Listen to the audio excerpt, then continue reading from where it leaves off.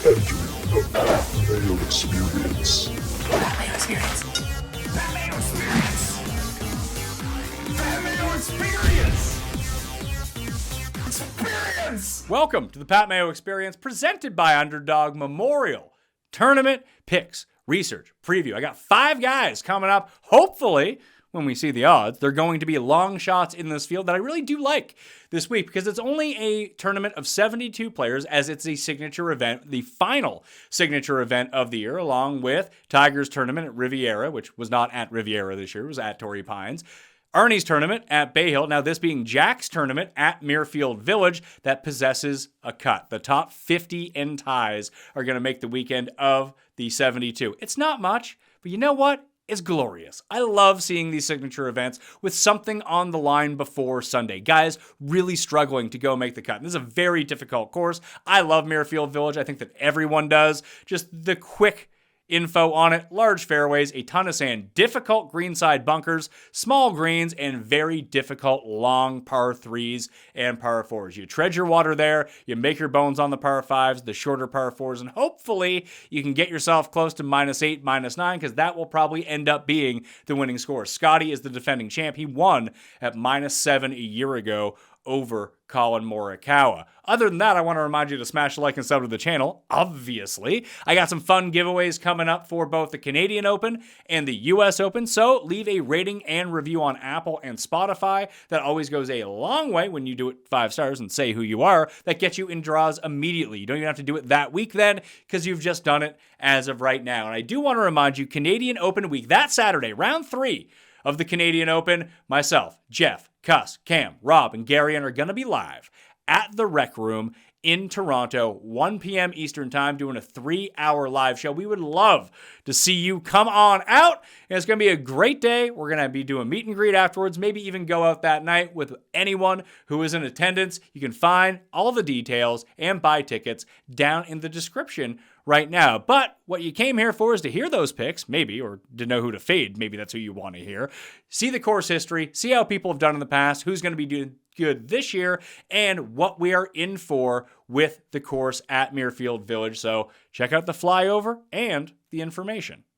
Muirfield Village, Jack Nicklaus design, is a par 72, just shy of 7,600 yards, played on bent grass greens, 68 bunkers, 13 holes with water in play. Tiny greens, only 5,000 square foot greens, some of the most difficult greenside bunkers on tour in terms of proximity, so avoid those or be great out of the sand, and nice big wide fairways for everyone to hit.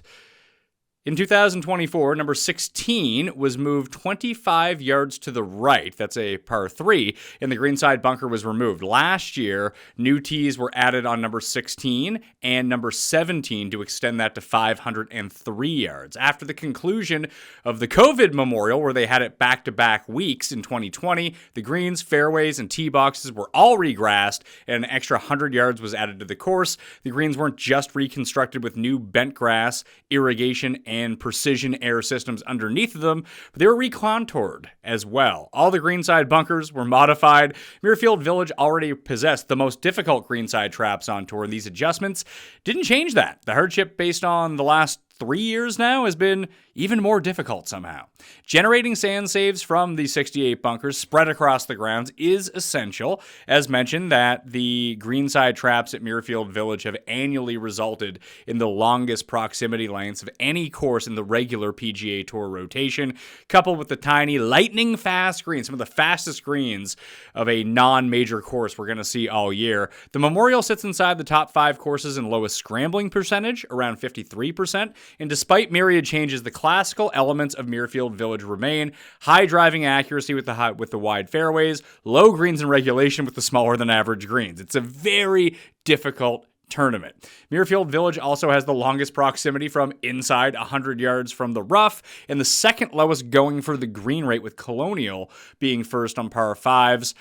That can have a compounding effect. you lay up, but you miss the fairway, and you bring a much bigger number into play on the holes that you need to actually go and make birdie on. This is why Muirfield Village has the second lowest birdie percentage from the rough of any course on the PGA Tour, in the regular rotation, that is. Despite the aforementioned tiny and lightning fast bent grass greens, putting really hasn't been that big of an issue for the field. In fact, they run so pure, some of the terrible putters tend to do pretty well here. Muirfield Village ranks as the lowest 3-putt rate of any regular PGA Tour course and is inside the top 5 and makes from 5 to 15 feet. In 2021, the field made 89% of its putts inside 10 feet.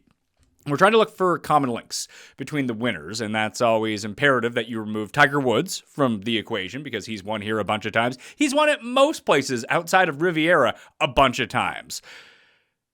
I finished my research. There are none that kind of jibe with Tiger. So what do we do now? Well, we know that approach widely outweighs driving at Muirfield Village. That's handy to know. That's attributed to the thick fairways. 14 of the past 16 winners have ranked inside the top 10 on strokes gained approach for the week. And this shouldn't be like breaking news to anyone. We talk about this every single week, as approach is always the most important stat when we review after its conclusion. But even for approach, it outweighing off the tee is pretty extreme. The average PGA Tour course approach typically outgains off the tee from 2 to 2.5 times. Amongst the top 5 finishers at Memorial, it's around 3 to 3.5 times what off the tee is. So it makes sense just looking at the course. Missing the green is just going to bring in pain with all those bunkers and the club catching rough. That leads to big numbers. That means that there's going to be massive fluctuations in strokes gained around the green from the top to the bottom. But looking at the past 10 years, it's one of the few courses where around the green actually factors in more than off the tee. But a lot of that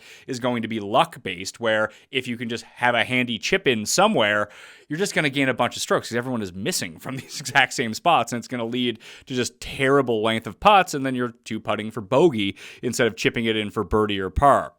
This week is the week to tread water on the long par 3s and par 4s. Don't waste your opportunity on par 5s. It's obvious, surely. 6 of the par 4s measure from 450 to 500 yards, all of which are inside the most 9 difficult on the course. 3 of the 4 par 3s are inside the 6 most difficult on the course.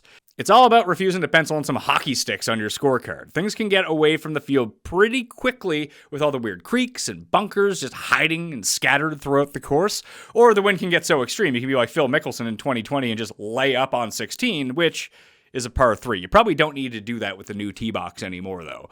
Overall, Americans have won 10 of the past 14 years. The Memorial has produced a playoff in 6 of the past 10 years. Justin Rose was the last winner to miss the cut in his previous appearance at Muirfield Village, and that was in 2010, while Hideki was the last guy to win in his first attempt. Worth noting, despite the shrunken field, it's now a signature event. There's still a cut of top 50 in ties of the field of 72 players. It is the final cut signature event of the season.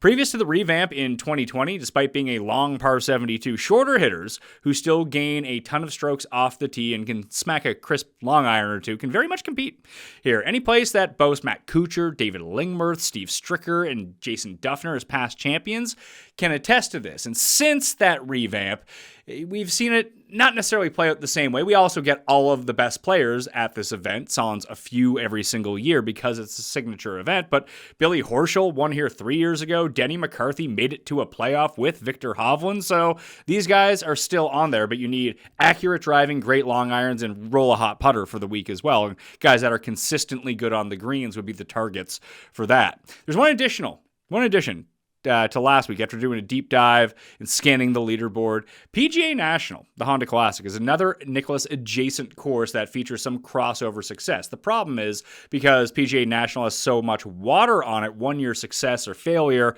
makes it super difficult to judge because one awful shot can take you out of that tournament. However, with players, multiple quality results at PGA National tend to have a good feel for Muirfield Village. The problem is now is that no one plays at PGA National anymore because it's off of the signature event Rota. It's sandwiched between a whole bunch of them. That and Mexico end up becoming an off week, so the very top end players don't do it. There is one very obvious course though, and I don't know how it's going to play out because of the wetness that we saw at the PGA Championship last year, but it's Valhalla. Despite playing easier than expected last year, Valhalla is a long bent grass green layout with putting surfaces on the smaller side. They rolled a lot slower than expected a year ago, but it's also a Jack Nicklaus design as well. And obviously, Bryson came in second there last year. He has a win at this course. We've seen Xander Schauffele compete at this course, over and over again. He got the win a year ago. Scotty Scheffler, got jailed. If he didn't get jailed, who knows where he would have ended up? But he obviously won this tournament last year. So there's a few things that I would try to take away from that. Obviously, it's a 1 year sample. Victor, another one who came in third at the PGA Championship at Valhalla, won this tournament 2 years ago. Is that a product of those guys were playing great at the right time and ended up doing fantastically? Maybe, but it's not like Victor had great form last year going into Valhalla. And even when he won here in 2023, it wasn't the same way as well. So maybe that is something we can take. We'll look at that a little bit later on to see if there are a few names that pop up that might be off the beaten path just a little bit. The Travelers Championship, the Northeast's one and only PGA Tour signature event. Can it surpass the excitement of last year's thrilling finale when Scotty Scheffler broke away from the loaded leaderboard with 3 straight birdies on the back 9 during the final round, leading to a dramatic one-hole playoff with Tom Kim, winning him his 6th PGA Tour victory of the season? Will Scotty repeat as champion? Come watch as the world's best PGA Tour players try and dethrone him. All of them competing all 4 days at TPC River Highlands. The action begins June 19th and runs through June 22nd. For tickets and information, visit TravelersChampionship.com to see the greats, including Scotty Scheffler, Rory McIlroy, Xander Schauffele, Ludwig Oberg, and the rest. The Travelers Championship. There is only one. Let's jump over to FantasyNational.com, take a look at the scorecard, and see if there's any way for us to game the system, at least in Showdown. This course is built for drama. And at the end, as 3 of the 4 toughest holes are the final 3, the most difficult being 18, second most difficult being 16, and the fourth most difficult being 17. Even if you navigate holes 17 and 18, which are both par 4s that are over 480 yards, number 1 isn't really that much easier. It's the 7th most difficult on the course, but it only possesses a birdie rate of 12%. So, and the bogey rate is 8 full points higher than that. The bogey rate is almost 21% on hole number 1. So when you're trying to play it in order, you have to take a look at it. But then number 10 isn't very easy as well. So surrounding number 10 is a shorter par 4 and a very gettable par 5. So a 17% birdie rate on number 9. And then on number 11, it's around a 31% birdie rate. Now, it's only 10% for number 10. But if you can sneak one there, then I would suggest starting on the front for showdown purposes. With only 72 players in the field, I don't even know if they go off split tees on this, but I don't think it's a difference enough to really care about those things. And we take a look at how everything is shaped on this course. You got the par 3s. There are 4 of them. As mentioned before, 3 of them are exceptionally difficult. The 2nd, 5th, and 6th most difficult holes on the course. The average distance is 202 yards. The shortest one is 180. That is hole number 12. Scheffler played the par 3s at +1 for the week, picking up only 1 birdie in the process. And you take a look at the par 4s. Scheffler survived a triple bogey on number 9 on Saturday. The average distance is 413 yards. 3 of the 4 toughest holes on the property are back 9 par 4s, all of which check in at over 470 yards and have a double or worse rate of 2.5% or higher. That's at least. So that's never all that good to think about. Number 14, you get a little bit of a reprieve. That is a shorter par 4 during the workday when Colin Morikawa beat Justin Thomas the week before they played the Memorial during the return from COVID. They actually turned this into a drivable par 4. I thought it was a really cool hole. And anytime that you can get drivable par 4s, that used to be the bread and butter for Colin Morikawa. But I don't think that we've ever seen it. I don't think they've moved the tees up enough in order to have guys give a whack at it on this. It's the layup in front of the creek. It's that really long green where you just, it depends on where the pin position is that day, but there's water off to the right as well. So you do need to navigate that. Like when we take a look at it, you can see that it does play slightly over par, but it does possess a 23% birdie rate. However, 17% bogey rate, 4% double or worse, because if you're going to go into the water, more than likely it's going to be your second shot that goes into the water, and then you are in a world. Trust my scorecard. on these things, that when you hit your second ball out of bounds, it's truly terrible stuff and just leads to absolutely crooked numbers. No fun to go with. Then you got the par fives. The par fives are the 4 easiest holes on the course. That's good news. 2 of them have an eagle rate of just south of, well, number 15 is the easiest, or the third easiest of that bunch, but it has the highest eagle rate at almost 3%. It just happens to have a 11% bogey rate and a 2.6% double or worse rate. You see a 3% double or worse rate and 13% bogey rate for number 11, although they all possess a birdie rate of over 30%, but less than 40%. So Scheffler had an eagle on Friday last year at number 15, but he wasn't that great on all of the holes. Like, he bogeyed number 5 on Thursday and Saturday, and you're not going to really take that many runs at number 11 or number 7, maybe with the absolute perfect drive, but you're probably better off like trying to chip in for eagle rather than blast it into, as I made mention before, that the going for the green rate at this course is just so low. This is what I was alluding to before. You can see approach. It trumps even putting amongst the top 5 finishers, which is not normally something you see. Usually, like, you see putting on par with approach because you have to run the hot putter along with everything else. And there you can see around the green, 0.5 strokes per round amongst the top 5 finishers, and only 0.4 strokes per round off the tee. So, you want to gain 2 around the green. You got like 1.6 off the tee, and then you're 1.3 on approach. So what is that? 5.2? That's sort of the ideal method if you were going to go along with it. Obviously, some guys will gain 4, lose a bit there, gain more here. You can cobble it together in many different ways. These are averages. And even taking a look at the winner, that does lean a bit more towards approach. You just get yourself into less trouble, but almost 1.5 strokes per round on approach. That's 6 for the tournament and just over 1 putting as well. So you can see that the par 4s are actually slightly more valuable to score well on than strokes gained wise than the par 5s, but it's about equal across the board. You really cannot afford, you can afford a hiccup. That's not the end of the world because you can make it back if you're playing well, but 1 or 2 hiccups and you're absolutely sunk for the week. The average shot distribution, longer irons tend to be the play here. You can see from beyond 200 plus, right around 18%, 22%, 175 to 200, 23%, 150 to 175. And even some of the reason that 200 is down at this course is because on some of the par 5s, you're going to lay up and end up in this bucket more so than these buckets, where if you were going for it in 2, then a lot of the times that you wouldn't have these middling shots because you end up laying up. The cut line a year ago was +5. It was +4 the year before that, +3 the year before that. So it did play pretty difficult a year ago when Scheffler ended up winning. You can see driving accuracy very high at this course, 68%, but greens and regulation very low at 60%. That has risen over the past few years since this has become a signature event and the better players have ended up in the field. Scrambling percentage, only 52%. That ain't good. And when we see the score most commonly shot at this course is even par at 72. Then it's 1 under, then it's 1 over, then 2 under at 70, then 2 over at 74, then 3 under. So you're going to be trying to be in that bucket. You see very few 65, 64s. Occasionally, you might get 1 every now and then, and someone just goes absolutely lights the world on fire, but that's what it's going to be. Driving distance a little bit lower at this course than most, presumably because when the grass eats up the ball, if it misses a fairway, it just basically stops.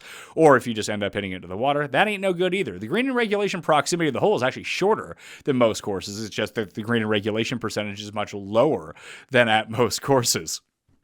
We'll take a look at some past champions in tournament history to try to get a sense of the players that have done pretty well here over the years. You can see Scotty Scheffler is the best player in this field over the past 5 years, despite only playing it 4 times, has a first, third, and third in his past 3 appearances, T22 in 2020, which played the 2021 played about as difficult as I can remember any course. It was the week after they played Muirfield at this and played the Workday at Muirfield Village, and the Workday played pretty easy, and Jack said, nah, not going to happen at this point. So the winner was 8 under last year with Scotty Scheffler. He was 1 ahead of Colin Morikawa. Then you had first round leader Adam Hadwin, Bezadenhouse. These are some of the short hitters.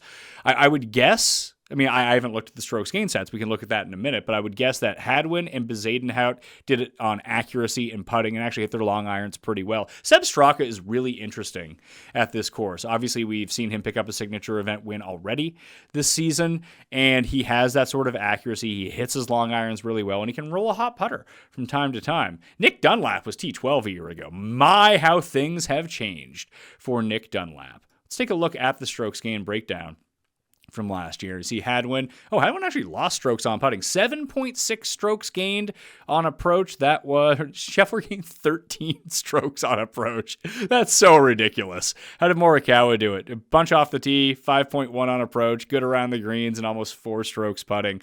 JT and Hadwin actually lost strokes. Victor Hovland lost strokes putting as well, but these guys were all up there in approach. Homa, Victor Perez, Grillo. Grillo is someone that I actually thought would actually have more success at this course over the years because he is one of those guys that hits his long iron well. Maybe his crappy putter could be mitigated a little bit, but because of his accuracy, could be pretty well. Let's see. He has an 11th, a 9th, a 27th. So he's been good at this course over the years. He just cannot figure out these greens, and most of the time he chips himself out of the tournament. But the off the tee and approach, if you're looking for a Jason Duffner type player from back, it would be someone like Emiliano Grillo.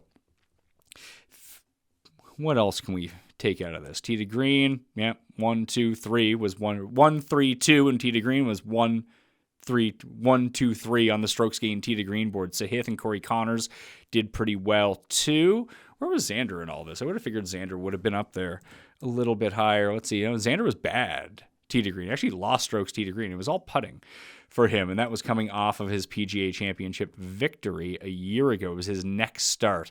Ended up coming in 8th. Obviously, he played pretty well. We'll see how he's done here over the years. Just very consistent finishes. Basically, never finishes outside the top. I mean, he's finished outside of the top 25 once in 2018 in his first start here. And maybe he's starting to get it back just a little bit. We haven't seen that consistency for all 4 rounds. He's kind of putting up Tommy Fleetwood type performances right now where he has 3 really good rounds and then that's it. Losing strokes on approach at the PGA Championship was atypical for him considering he had gained in 4 straight coming into that week. But it's nice to see that his off the tee was really good. And most of that damage was done on the weekend, obviously, when he was well out of contention. But you can kind of see that the off the tee is coming back a little bit. The approach had been there until the PGA Championship. The putter's starting to roll a little bit better. Around the green is starting to be there too. So without Rory in this field, the problem is if they end up pricing him as number 3. If he's 2 or 3 on the odds board, then he's probably unbettable. But if they make him around the same number as Patrick Cantlay, who's had a lot of success at this tournament, maybe that's when you start to look at him a little bit more. If we end up in that 18-20 range, I don't know if it's going to go down that far because Ludwig has been pretty crappy lately, honestly, and he would be the one to jump Xander. But with all things being equal, his form is actually worse than Xander's coming into this, so that will probably propel him up a little bit more on the leaderboard. You can see on the odds board, Matthew Fitzpatrick has 3 top 10s in his past 5 starts and was cut twice in the other 2. But he was someone who came out of the gate, finished pretty strongly at the PGA Championship. The around the green game has really come around for him. Off the tee is getting a little bit better, and it was the first 3 consecutive weeks gaining on approach for Matthew Fitzpatrick, which is not something he normally does. When was the last time he did that? You'd have to go back to 2023 when his run from the Masters through the U.S. Open. He gained 7 straight weeks on approach and was playing some really good golf. That included a win at the RBC Heritage, a top 10 at this course at Memorial, 20th in Canada, 17th in the U.S. Open. So it's been 2 years since he's had a run of 3 straight weeks on approach. Maybe this is time to buy back in on Matthew Fitzpatrick. Obviously, it's going to be price sensitive. He may open at 60 to 1, 65 to 1 in that Keegan Bradley range, which we're used to. But let's just see how he's doing it. Is it all distance? Is it accuracy? Has he tried to figure out the driver just a little bit? Fairways are still pretty down, but that's okay at this course because they do have wider fairways you can miss.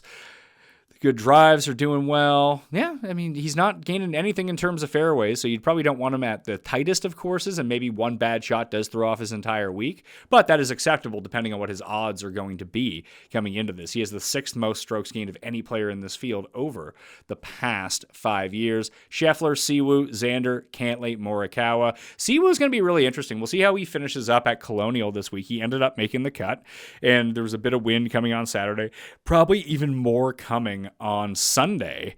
So, man, it'd be interesting to see because obviously he gave it a run along with Scotty at the PGA Championship at Quail Hollow. Quail Hollow is probably another course to look at for here as well. And the approach play has been excellent for Siwoo over the past little bit. That's nothing new, although he had hit a few stumbling blocks coming in. His off the tee and approach is pretty crappy for all players. He's T30 as I take a look at this right now as Colonial's going on. He's just started his 3rd round, but he's well below the field average and off the tee. A little bit above an approach, but not amongst the guys who made the cut. It's mostly his around the green, which has been doing the heavy lifting. His putting is just back to being very, well, I mean, it's better than his usual like minus 2.4, but it's right in the middle. But he has 2 top 10s in his past 4 starts and top 20s in each of his past 4, including the CJ Cup, which is a joke event, but then at the Truist. So I don't know if they'll take that into as much consideration, but he's just playing a lot more consistent golf than he has in the past. And as a reminder, 3 of his past 4 tournaments have either been signature events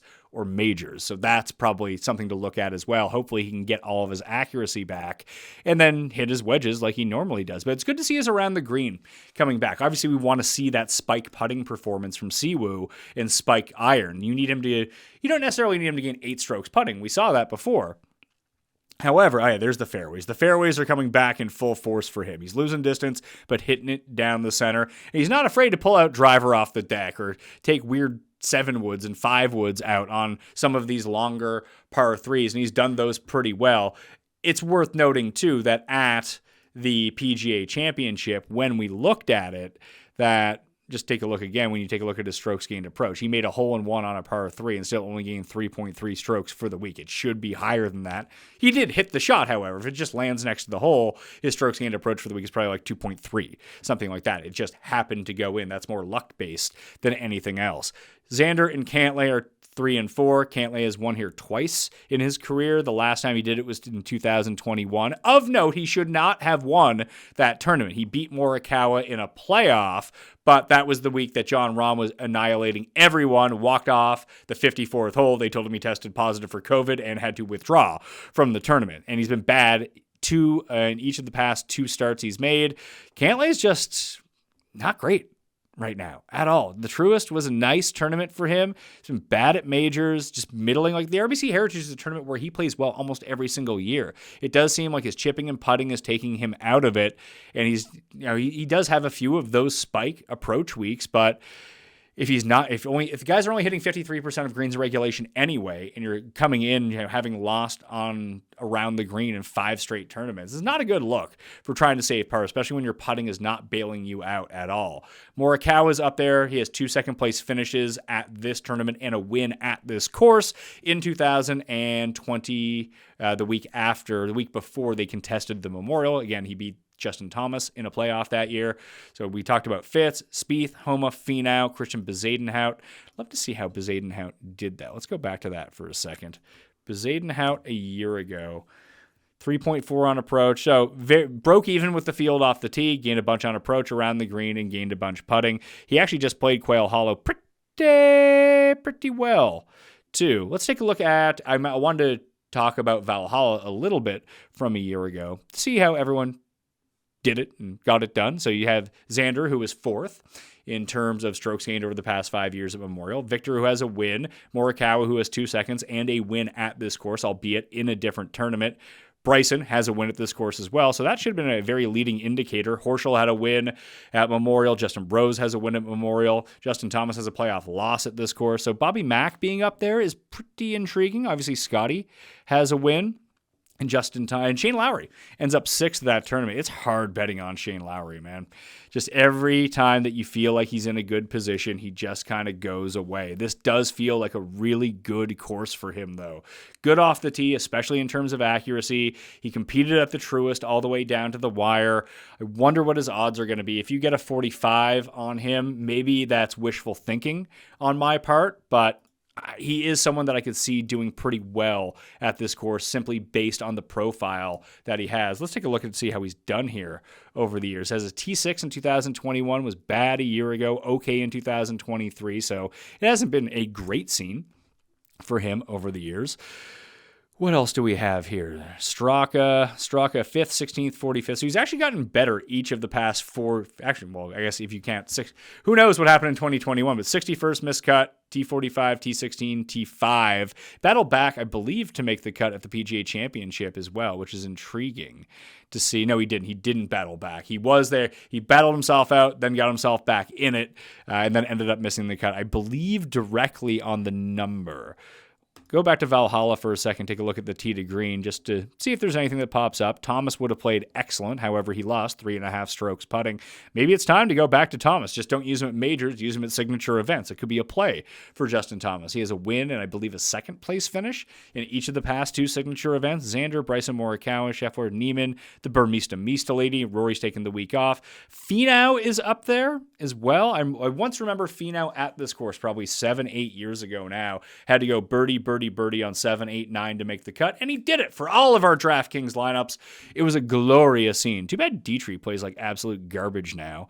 There's Kitayama. Kitayama played well there, and Kitayama, I believe, got out to a great tee to green start at Quail Hollow a week ago. It just did not translate. Maybe Noren too. Noren finished 12th at Valhalla a year ago, 18th for Keegan Bradley. These are some more of the accurate type players who play well with their long irons, and you have to hope that they end up fusing together a few good putting weeks. I don't really trust Tony Finau to do that, although his tee to green at the PGA Championship was good. Good result at the Truist, despite losing strokes on approach. Not much in between with that, though. We'll take a look at Dietrich. Dietrich's just been straight up bad. It doesn't mean he's going to have a terrible week this week, but there's nothing indicating that he's going to do much here.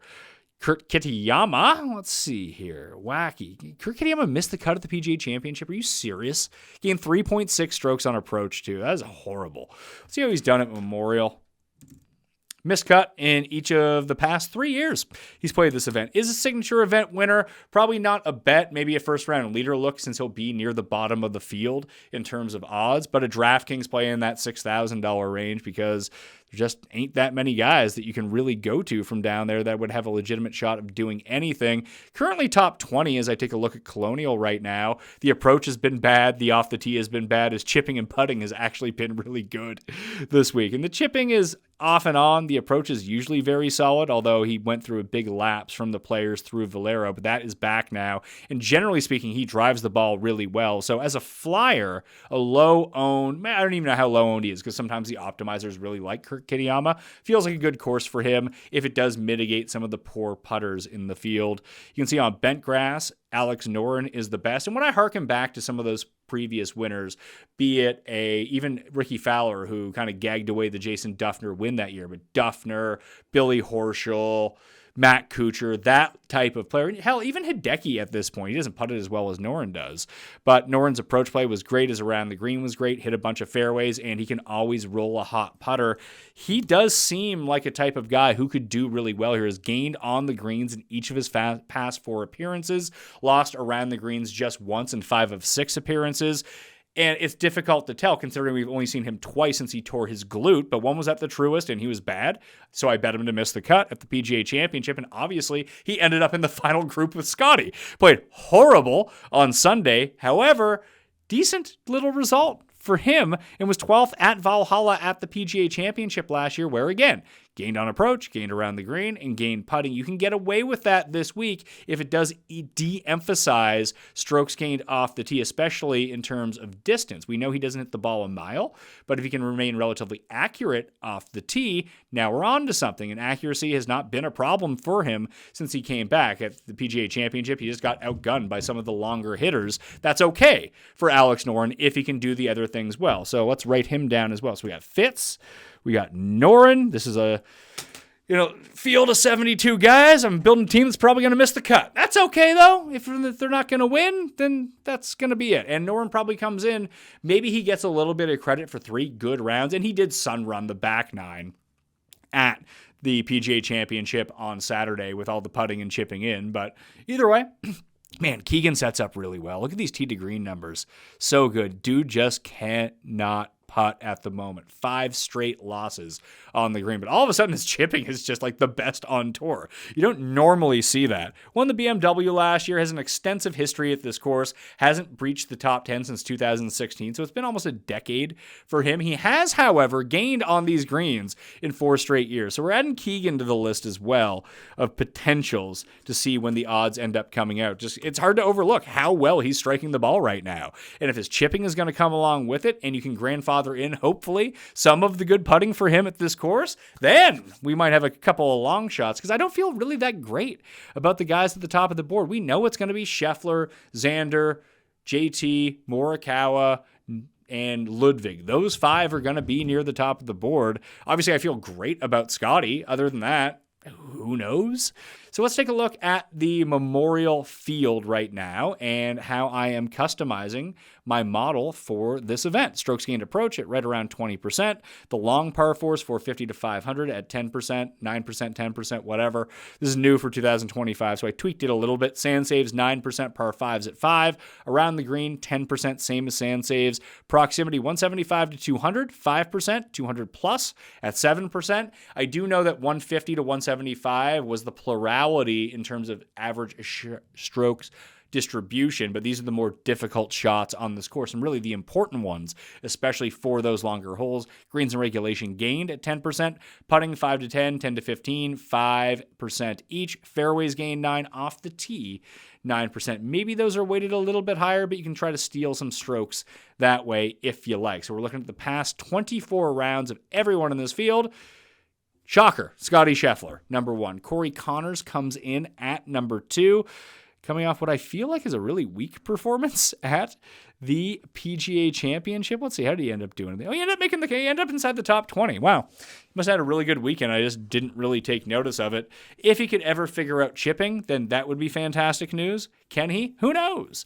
Has lost on the greens each of the past 3 years after gaining in the first few. Did gain 4.5 around the green, which means he probably chipped in twice last year. And I guess if it doesn't roll in the hole, it probably rolls 30 feet out. Then he misses that putt, and Corey Connors always in danger of a 3-putt.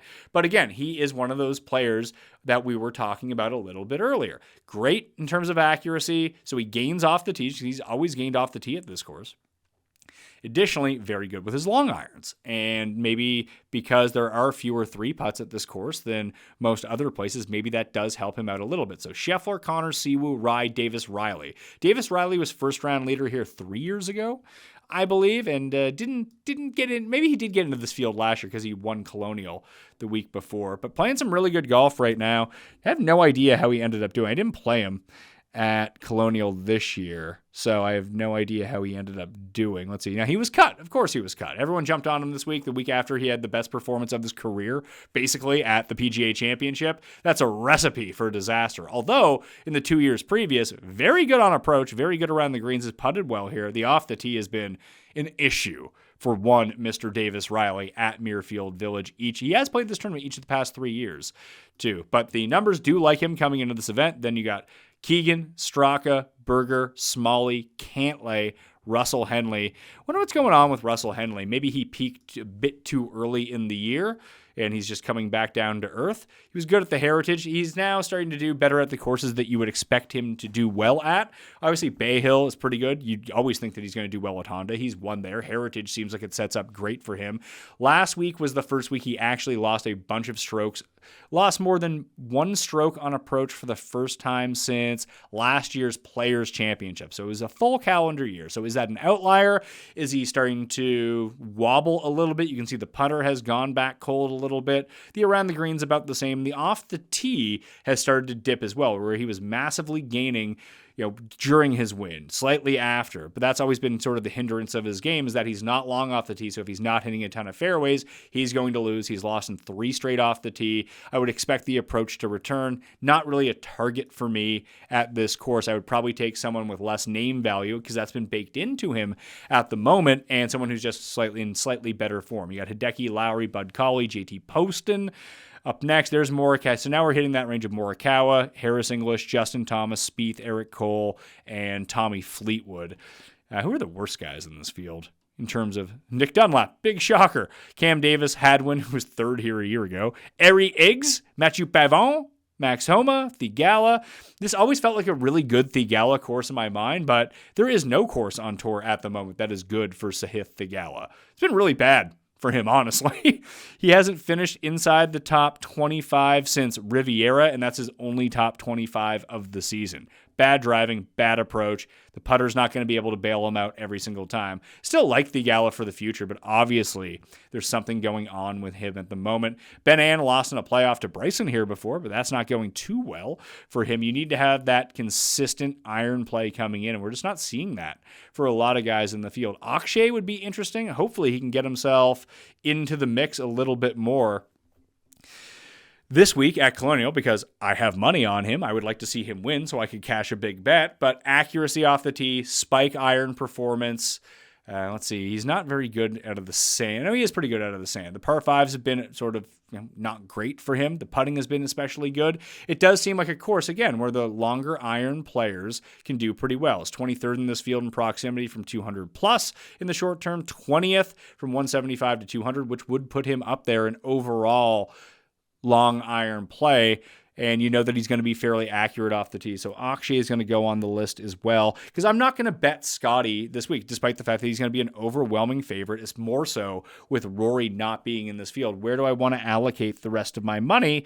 Probably I want to invest less and take some more chances at the bottom, and that would be like Fitz, Noren, Keegan, Akshay, and Siwoo. Maybe that's the route that I want to take. Again, it's all going to be price sensitive, and when we start thinking about the DFS game, obviously that's going to be a little bit different, because now we need to take some of these guys at the very top. But even of the guys who project out to be the best in this field, Scheffler seems head and shoulders above the rest of them, which is going to lead, depending on how Scheffler ends up finishing at Colonial, and without Rory in the field, he's probably going to be $200 to $300 more than the second price guy on DraftKings, which means you're going to have to build Scotty and a bunch of low 7K guys, or take a chance with a Kitayama or something much lower than that, and then go up in the field a little bit more. And it just becomes very derivative, especially when he ends up at around 40, 50% in terms of ownership in big tournaments, that you might have to need him in order to win, because he might just win by a touchdown, like we've seen him, maybe not by a touchdown, but by 3 or 4 strokes, and being the guy at the top who does all the scoring versus everyone else. Can you afford to pair him with another one of the top guys and then go down to the bottom? It's going to be easier because so many people make the cut this week. However, you might not get that scoring from the bottom of the field. And if your other top guy doesn't end up scoring well, Scotty and a bunch of sevens probably ends up being how this ends up playing out, which just makes it a very difficult week to figure out in that regard. It's time to guess the odds for the Memorial Tournament, sponsored by MasterCard, milkshakes, Jack Nicklaus, who knows? But Scotty Scheffler is going to be the betting favorite at Muirfield Village. He was plus 240 to win Colonial, albeit with twice as many players, but a significantly weaker field. He was 5-1 because Rory went off at the favorite as the PGA Championship. Obviously, Scotty won. I don't know how he's finished at Colonial as of this recording, but as of now, he has won his past 2 tournaments. And listen, with the guys at the very top of this Colonial leaderboard, maybe he shoots 61 on Sunday and ends up winning. Who knows? But at the moment, it doesn't look like he's going to win the Charles Schwab Challenge, but he will end up having a very good result. So if he was plus 240 this week, no Rory, was 5-1 before.